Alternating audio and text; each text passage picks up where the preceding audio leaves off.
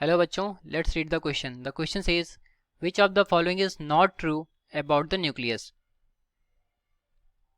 Option A, positive charge of nucleus is due to protons. Option B, all the electrons of an atom are outside the nucleus. Option C, charge of nucleus is plus Z e. Option D, charge of electrons may be greater than minus Z e in an atom. तो solve करते हैं इस problem को. पहले हम यहाँ पर की कॉन्सेप्ट नोट डाउन करते हैं. तो जो हमारा की कॉन्सेप्ट होगा वो बेसिकली न्यूक्लियस के बारे में होगा. यहाँ पर बोला कि न्यूक्लियस के बारे में कौन सा स्टेटमेंट रॉन्ग है. तो नोट डाउन करेंगे अपना की कॉन्सेप्ट. तो जो न्यूक्लियस होता है वो प्रोटॉन और न्यूट्रॉन से मिलकर के बना होता है. ठीक है, प्रोटॉन पर पॉजिटिव चार्ज होता है और न्यूट्रॉन हमारे न्यूट्रल होता है. तो पहला स्टेटमेंट लिखेंगे, nucleus is made of proton plus neutron. ठीक है, दूसरा स्टेटमेंट लिखेंगे हम कि जो न्यूक्लियस होता है प्रोटॉन और न्यूट्रॉन से मिलकर के बना होता है.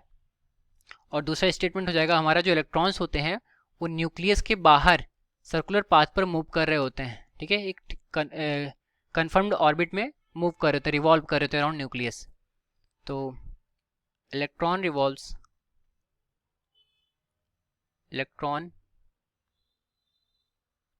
Revolves around nucleus.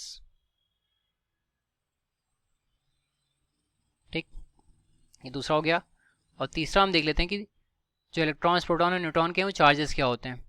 तो प्रोटॉन के चार्ज को हम डिनोट कर देते हैं QP से. तो जो चार्ज ऑफ प्रोटॉन होता है वो प्लस E होता है. और वहीं पर चार्ज ऑफ इलेक्ट्रॉन जो होता है QE, ये माइनस E होता है. और जो चार्ज ऑन न्यूट्रॉन होता है, चार्ज ऑन न्यूट्रॉन, इसको हम QN से डिनोट करेंगे. तो न्यूट्रॉन हमारा कैसा पार्टिकल है, एक न्यूट्रल पार्टिकल है. तो QN जो होता है वो 0 होता है. ओके, अब हम आते हैं अपने इस क्वेश्चन के स्टेटमेंट पर. हर एक को वन बाय वन चेक करेंगे. तो पहले स्टेटमेंट को चेक करते हैं. पहला बोल रहा है हमारा कि positive charge of nucleus is due to proton. तो जो हमारा न्यूक्लियस है वो प्रोटॉन प्लस न्यूट्रॉन से मिलकर के बना होता है. तो प्रोटॉन हमारा कैसा हो गया, प्लस C हो गया, और न्यूट्रॉन हमारा न्यूट्रल हो गया. तो जो हमारा न्यूक्लियस बचा वो पॉजिटिवली चार्ज आ गया, और वो आया क्यों, ड्यू टू प्रोटॉन आ गया.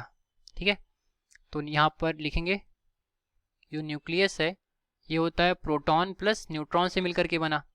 और इन दोनों पे चार्जेस क्या होते हैं, प्लस E और यहाँ पर 0. तो जो हमारा न्यूक्लियस आ गया वो पॉजिटिवली चार्ज आ गया, उस पर प्लस E चार्ज हो गया.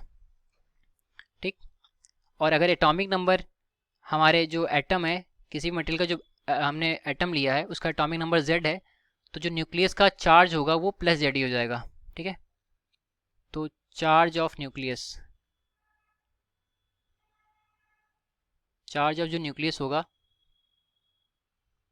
ये होता है हमारा ZE. यहाँ पर Z एटॉमिक नंबर हो गया, Z एटॉमिक नंबर. सपोज करिए अगर हम हाइड्रोजन की बात करें तो उसका एटॉमिक नंबर Z मतलब 1, और उस पर जो चार्ज हो जाएगा प्लस E, प्रोटॉन का चार्ज. तो ZE मतलब 1E उस पर चार्ज हो गया. और इससे हमने क्या देखा कि वो पॉजिटिवली चार्ज होता है, पॉजिटिवली चार्ज. तो इस पहले ऑप्शन में हमने A और C दोनों को सॉल्व कर लिया. अब हम ऑप्शन B पर आते हैं. तो B ऑप्शन कह रहा है कि all the electrons of an atom are outside the nucleus. तो जैसा कि हमने सेकंड की कॉन्सेप्ट में देखा कि इलेक्ट्रॉन जो है अराउंड न्यूक्लियस रिवॉल्व करते हैं एक सर्कुलर पाथ पर. ठीक है, जिसको हम ऑर्बिट के नाम से जानते हैं. तो ये आउटसाइड द न्यूक्लियस होता है. तो ये हमेशा जो स्टेटमेंट B है वो करेक्ट होगा. ठीक, electrons revolves in their orbits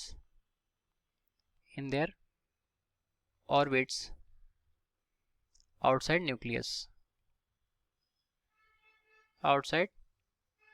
ठीक है, तो हमारा ये B स्टेटमेंट हो गया. तो B स्टेटमेंट भी सही है, हमारा C स्टेटमेंट भी सही है, और A स्टेटमेंट भी सही है.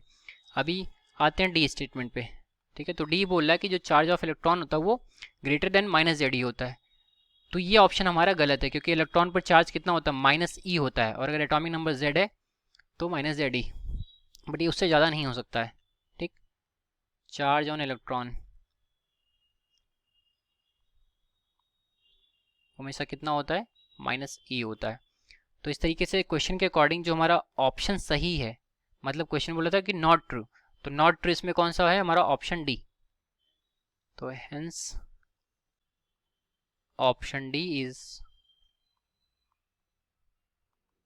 Not true. तो ये रहा इस क्वेश्चन का हमारा solution. I hope you understood well. Thank you.